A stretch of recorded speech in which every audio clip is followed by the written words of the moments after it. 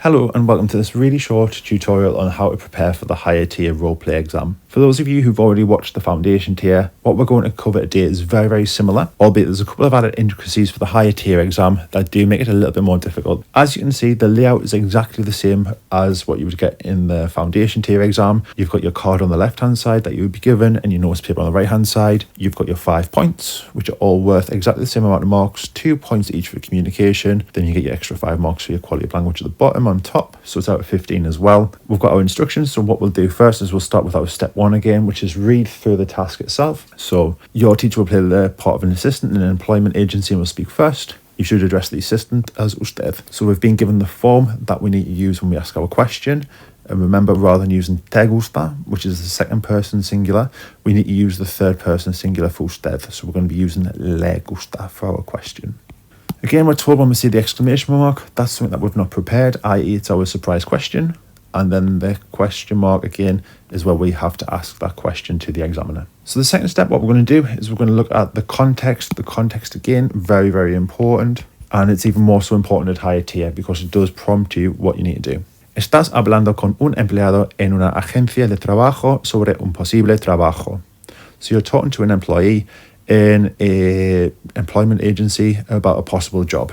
The word possible being really important for when we're coming to scripting our answer. Next thing we're going to do is we are going to put the numbers 1 to 5 down on our notes paper. And once we've done that, we're going to fill in our surprise question, which is number 3. And we're going to write our question mark for our question that we've got to ask, which is number 5.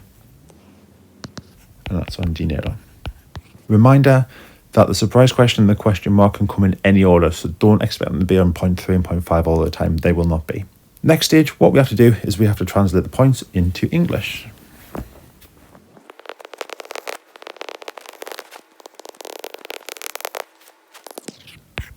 So, now we've translated them into English. There's a few things that we need to point out as we go.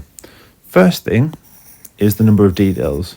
A lot more of the questions on the higher tier will ask you for 2 details, or if we look at point number 2, 2 reasons.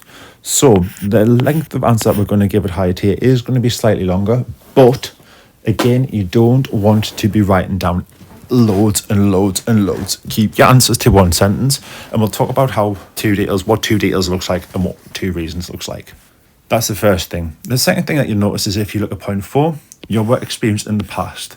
They will stipulate a different time frame, or they may stipulate a different time frame in certain points. So that's another thing to watch out for. Now, the next point that we need to look at is what AQA wants us to do. So the first one, your job now, 2 details. So they want us to say probably where I work. And another detail I could give is I could give when I work. So I could say, for instance, I'm just going to say this in English. I work in a shopping centre on Mondays. That's 1 sentence, and that's got 1 verb, but you're given 2 separate pieces of information that will constitute those 2 details. That is fine. Work in Spain, 2 reasons. Now, when we look back to our context, this is a possible job. So if we're talking about work in Spain, it's probably going to be why we want to work in Spain. So we'll probably say, I want to work in Spain because. Now we need to talk about the future here, so we could say Spain, it would be something, and we could also say the weather is good.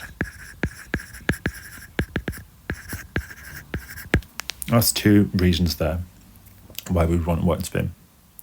Third point, we don't know what we're going to be asked there, so again, just leave that blank. Your work experience in the past, 2 details.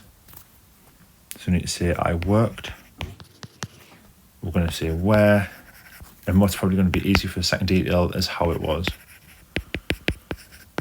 So it was fun, it was boring. And the last one, question about money. We could say, do you like money? So we've discussed 2 details. It doesn't have to be 2 verbs. It's just 2 pieces of information about that job. The same with 2 reasons. 2 opinions would be fine. Going through the steps, what we've done so far is firstly, we've read through the task, we've read the context, and we've spoken about how that context is really, really going to influence our answer for number 2. We've looked at translating the points into English, and then what we've done is we've said what AQA want us to say. So what we're going to do now is we're going to start writing our answers.